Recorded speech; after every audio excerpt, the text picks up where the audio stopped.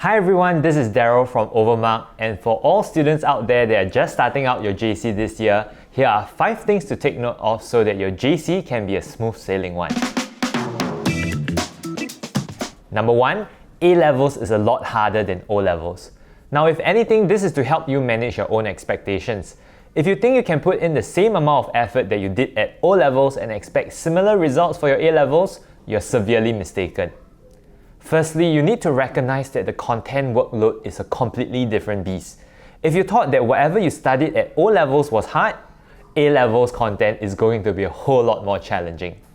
This is because the A-level syllabus is a natural build-up from the O-level syllabus. So let's say if you took both E-Math and A-Math, H2 Math in JC is the equivalent of those two subjects combined with extra layers of difficulty. It's actually quite common for someone to retain in JC because of how rigorous the syllabus can be. My best advice is to stay consistent. Complete your homework, listen in lectures and classes, and review your learnings on a regular basis. Number 2, project work.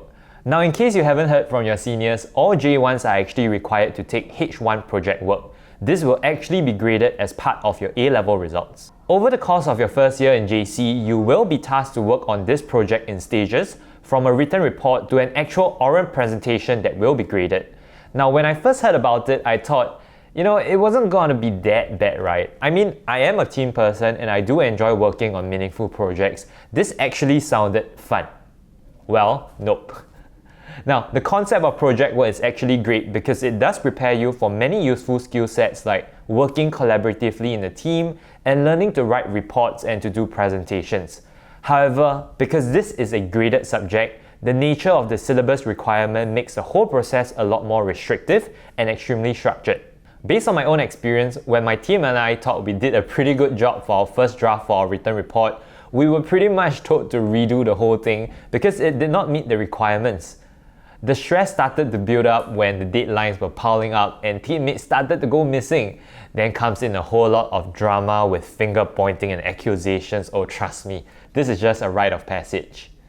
Even after you submitted the written report, there is still the oral presentation that you need to worry about. The good news, however, is that you'll be fully done with project work in year 1. Number 3, CCAs. Now, CCA are no longer compulsory and there are no longer any CCA points that you could use for deduction like back in O-levels, but most schools will still mandate that you join a CCA, whether it's a more chill one or more intensive one. Now, CCA commitment will be quite different from when you were back in secondary school. As now everyone is older and supposedly more mature, you will be tasked with more things to handle, and JC teachers tend to take a more hands-off approach when it comes to managing the CCA.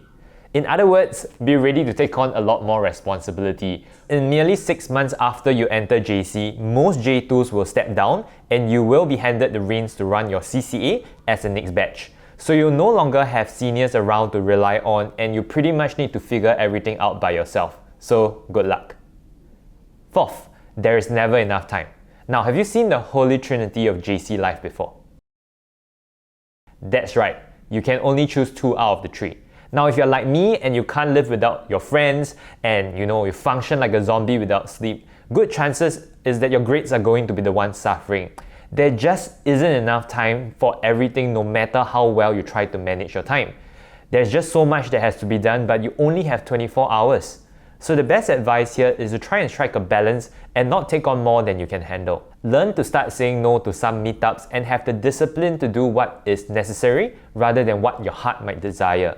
And for all of you lovebirds out there that need quality time together, try to see if you can incorporate study time and be productive together. Self-discipline and time management would be your 2 biggest skill sets if you want to survive JC. Lastly, the new bell curve. Welcome to the new JC bell curve.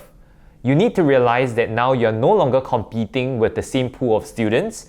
In JC, you're probably competing against the top 30 to 40% that took O-levels and moved on to JC. And you still need to factor in and add back the IP students that did not take O-levels. The bell curve here is going to be a lot steeper and you will be competing against IP students that already have a head start as they have been learning some A-level content way earlier. The playing field here is really very different and it's best that you acknowledge that early just to give yourself some mental preparation. Teachers are also not going to slow down their teaching just for you, as most lessons will be in lecture form, which means if you are a sleepyhead and you snooze your way through lectures, you will find yourself lagging behind really quickly. Now, there are tutorial classes for you to clarify your doubts and your questions, but if you haven't even done your homework, chances are that you'll just be as clueless in your tutorials as well. For myself, I never really struggled or failed subjects in secondary school, but upon entering JC, I started to see that passing was actually considered not too bad and failing was not an uncommon sight. It's actually not uncommon to see half the class failing a common test. Thankfully, there is moderation to help students stay afloat, but if you find yourself barely passing, you can't really afford to relax much as well. It is all the more important to stay afloat and be consistent, because once you lag behind, the catch-up race is going to get twice as difficult. Now, all in all, I hope that the 5 things I have shared with you today can better prepare you for your A-levels journey. Of course, as intimidating as it might sound, learn to enjoy the process and cherish the precious memories that you make with your friends. And if all other previous batches of JC students could do it, so can you. So if you enjoyed today's video, do drop us a like and subscribe to our channel for more educational content in the future. Feel free to drop us a comment as well and ask us about anything you might be curious about regarding JC life. And I'll see you in our next video.